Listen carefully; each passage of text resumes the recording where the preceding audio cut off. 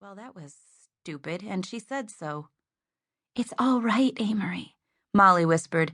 "This was a dumb idea. We can just go." She grabbed onto Amery's arm. "Hang on a second." Amery pulled her black and white cowhide wallet out of her purse. "How much is the class?" "This isn't a movie theater where you can just show up and buy tickets at the door. You have to be approved in advance before you can even register for the class. Those are the rules. I don't make them, I just enforce them." Amery tapped her fingers on the counter. "I understand, but these are extenuating circumstances." He scowled.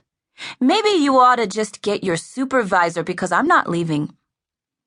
He hesitated about 10 seconds before he reached for the phone.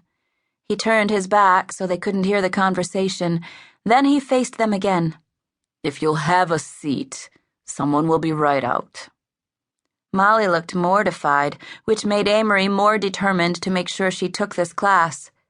Less than 2 minutes later, a big blonde guy, about mid-30s, dressed in what resembled black pajamas, stopped in front of them. He offered Amery his hand.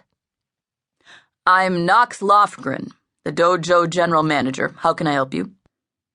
Amery explained the situation, adding, "I would have officially signed up for the class ahead of time had I known that was required. It's not fair to penalize Molly." She leaned closer and whispered, "Ever since the attack, she's jumpy and avoiding all social situations where she doesn't know anyone. She won't start the class if I'm not here. You don't want that on your conscience, do you, Mr. Lofgren?" The man studied Amery as if she was lying. Just as she was about to crack and back off, he said, "Fine, I'll squeeze you in. But understand that you two will not always be paired together in class. You'll both be expected to train with others." He focused on Molly. "Will that be a problem for you?" "No, sir." "Good." Then Knox handed Amery a clipboard. "Also, we alternate Tuesdays and Thursdays for this class. Next week will be Thursday night, the following week Tuesday evening, and so on." "Don't ask why, Amery."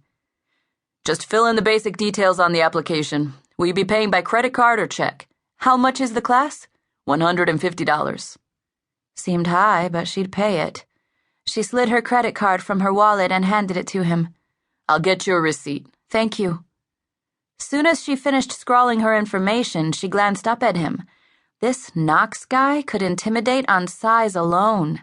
He had to be at least 6'4". Although he had the rugged, all-American boy-next-door good looks, he was just slightly scary. "I've included a description of the class and the schedule. Make sure you follow all the rules." A teenage boy raced in. "Shihan, we've got blood in the fourth ring." Shihan, or Knox, or whoever he was, bailed immediately. Tattooed bald guy said, "Ladies, step through the far door. Put your bags on the conveyor belt. If you're bringing weapons to class, I need them out of the bag. If not, you can proceed through the metal detector." Metal detector? Amery was having a hard time wrapping her head around this much security in a place that should be swarming with killer ninjas. "Problem?" She just about let it lie, but curiosity had always been her downfall. "Level with me. Is this some secret military training camp?" "No, why?"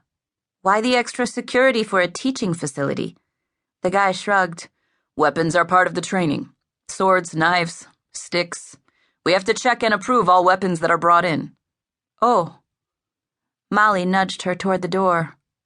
After they were cleared through security, still sounded bizarre, he pointed to a stocky guy, and that guy waved them over. As they approached him, Amery checked out the joint.